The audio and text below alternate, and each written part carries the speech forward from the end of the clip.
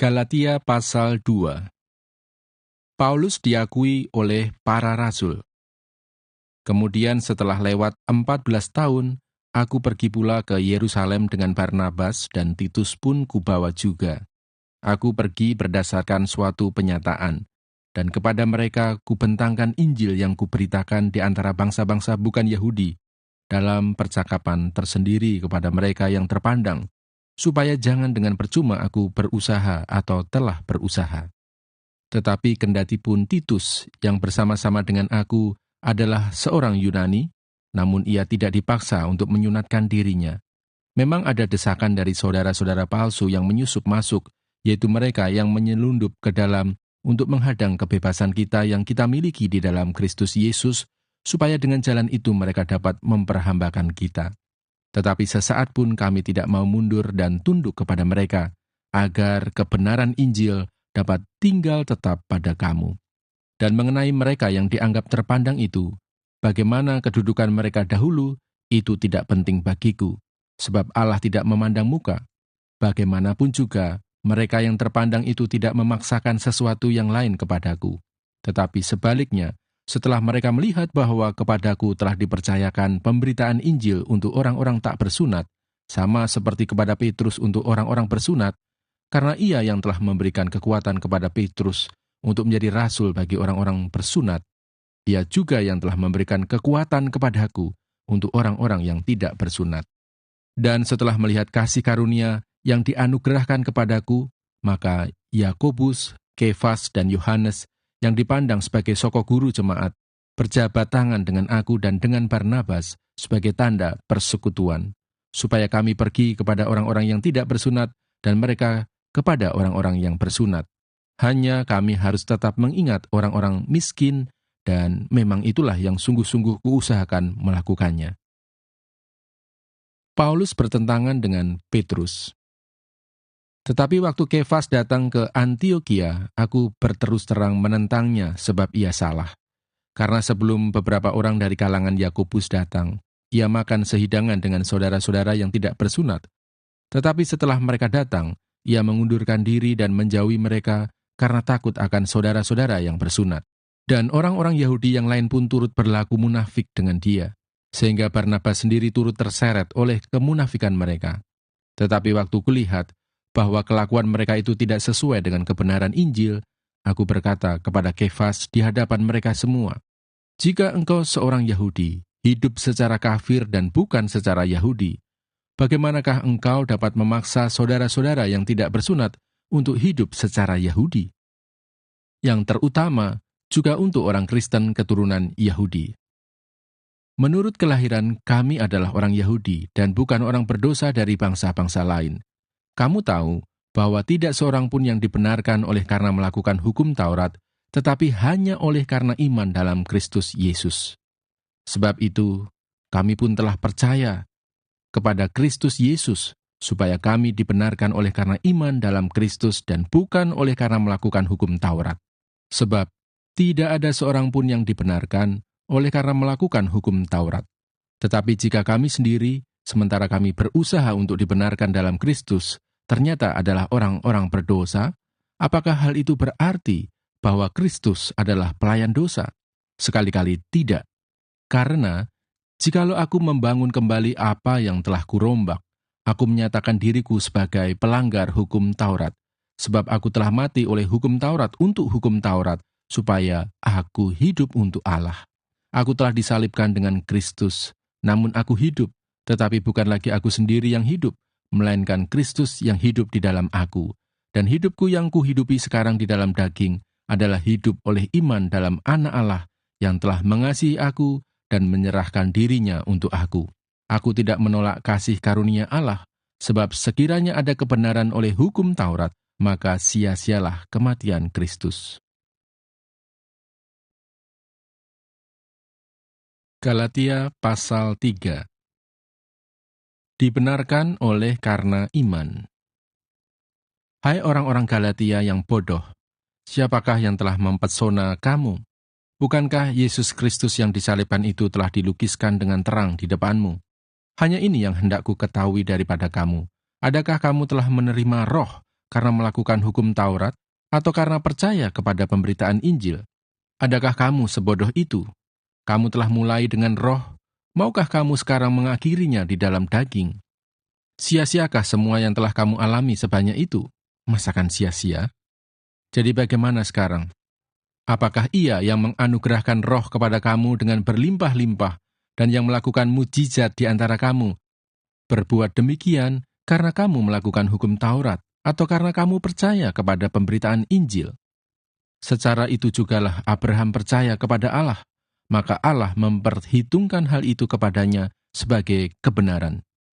Jadi kamu lihat bahwa mereka yang hidup dari iman, mereka itulah anak-anak Abraham.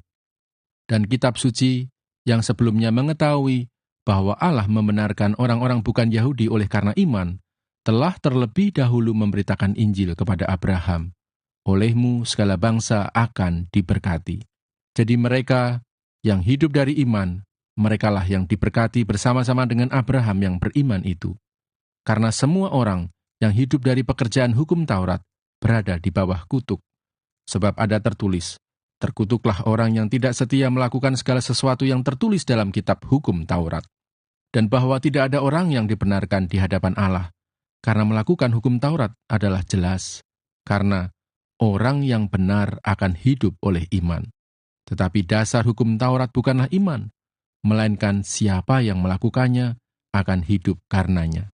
Kristus telah menebus kita dari kutuk hukum Taurat dengan jalan menjadi kutuk karena kita.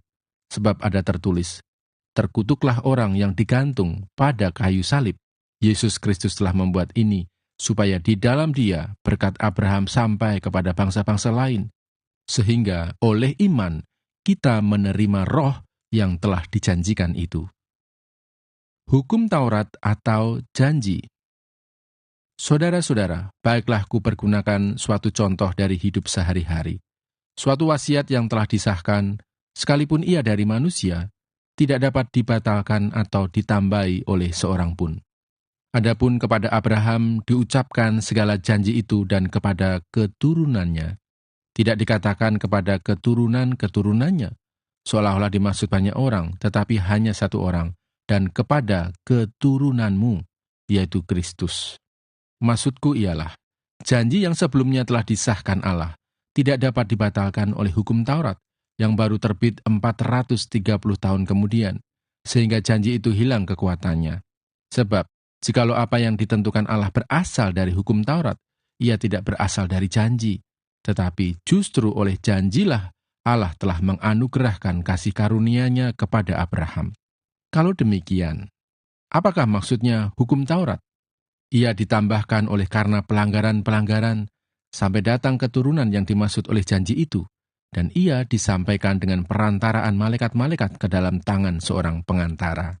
Seorang pengantara bukan hanya mewakili satu orang saja, sedangkan Allah adalah satu. Kalau demikian, bertentangankah hukum Taurat dengan janji-janji Allah? Sekali-kali tidak.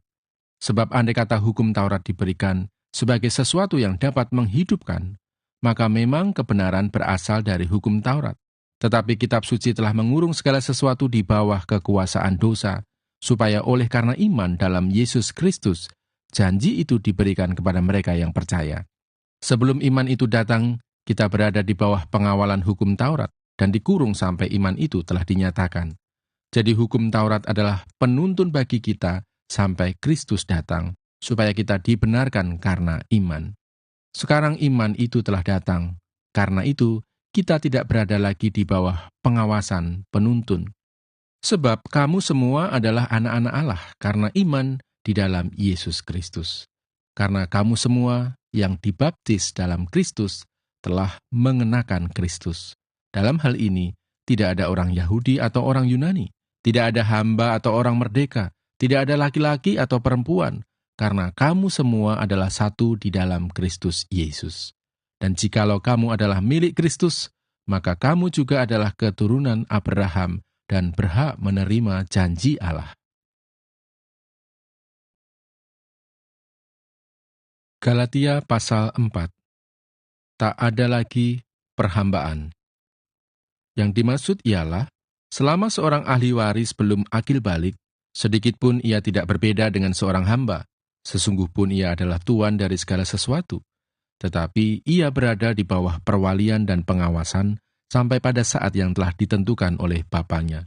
Demikian pula kita, selama kita belum akil balik, kita takluk juga kepada roh-roh dunia.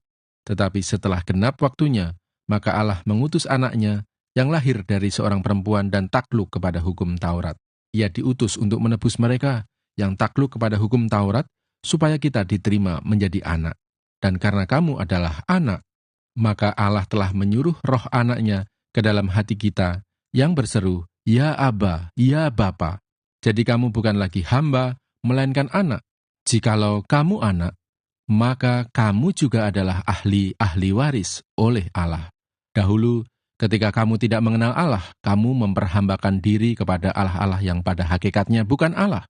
Tetapi sekarang, sesudah kamu mengenal Allah, atau lebih baik sesudah kamu dikenal Allah, bagaimanakah kamu berbalik lagi kepada roh-roh dunia yang lemah dan miskin dan mau mulai memperhambakan diri lagi kepadanya? Kamu dengan teliti memelihara hari-hari tertentu, bulan-bulan, masa-masa yang tetap dan tahun-tahun.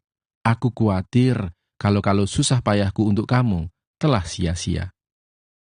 Ingatlah akan hubungan kita yang semula. Aku minta kepadamu, saudara-saudara, jadilah sama seperti aku, sebab aku pun telah menjadi sama seperti kamu.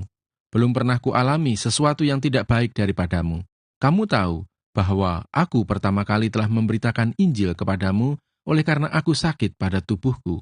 Sungguh pun demikian keadaan tubuhku itu yang merupakan pencobaan bagi kamu, namun kamu tidak menganggapnya sebagai sesuatu yang hina dan yang menjijikkan. Tetapi kamu telah menyambut aku, sama seperti menyambut seorang malaikat Allah, malahan sama seperti menyambut Kristus Yesus sendiri. Betapa bahagianya kamu pada waktu itu. Dan sekarang, di manakah bahagiamu itu? Karena aku dapat bersaksi tentang kamu, bahwa jika mungkin, kamu telah mencunggil matamu dan memberikannya kepadaku. Apakah dengan mengatakan kebenaran kepadamu, aku telah menjadi musuhmu? Mereka dengan giat berusaha untuk menarik kamu, tetapi tidak dengan tulus hati, karena mereka mau mengucilkan kamu, supaya kamu dengan giat mengikuti mereka. Memang baik kalau orang dengan giat berusaha menarik orang lain dalam perkara-perkara yang baik, asal pada setiap waktu dan bukan hanya bila aku ada di antaramu. Hai anak-anakku, karena kamu aku menderita sakit bersalin lagi, sampai rupa Kristus menjadi nyata di dalam kamu. Betapa rinduku untuk berada di antara kamu pada saat ini dan dapat berbicara dengan suara yang lain, karena aku telah habis akal menghadapi kamu. Hagar dan Sarah. Katakanlah kepadaku, hai kamu yang mau hidup di bawah hukum Taurat, tidakkah kamu mendengarkan hukum Taurat? Bukankah ada tertulis bahwa Abraham mempunyai 2 anak, seorang dari perempuan yang menjadi hambanya dan seorang dari perempuan yang merdeka. Tetapi anak dari perempuan yang menjadi hambanya itu diperanakkan menurut daging, dan anak dari perempuan yang merdeka itu oleh karena janji. Ini adalah suatu kiasan, sebab kedua perempuan itu adalah 2 ketentuan Allah. Yang satu berasal dari Gunung Sinai dan melahirkan anak-anak perhambaan, itulah Hagar. Hagar ialah Gunung Sinai di tanah Arab, dan ia sama dengan Yerusalem yang sekarang, karena ia hidup dalam perhambaan dengan anak-anaknya. Tetapi Yerusalem surgawi adalah perempuan yang merdeka, dan ialah ibu kita, karena ada tertulis, "Bersukacitalah, hai si mandul yang tidak pernah melahirkan. Bergembira dan bersorak-sorailah, hai engkau yang tidak pernah menderita sakit bersalin. Sebab yang ditinggalkan suaminya akan mempunyai lebih banyak anak daripada yang bersuami. Dan kamu, saudara-saudara, kamu seperti Ishak, adalah anak-anak janji. Tetapi seperti dahulu, dia yang diperanakkan menurut daging, menganiaya yang diperanakkan menurut roh. Demikian juga sekarang ini. Tetapi apa kata nas kitab suci? Usirlah hamba perempuan itu beserta anaknya, sebab anak hamba perempuan itu tidak akan menjadi ahli waris bersama-sama dengan anak perempuan merdeka itu. Karena itu, saudara-saudara, kita bukanlah anak-anak hamba perempuan, melainkan anak-anak perempuan merdeka.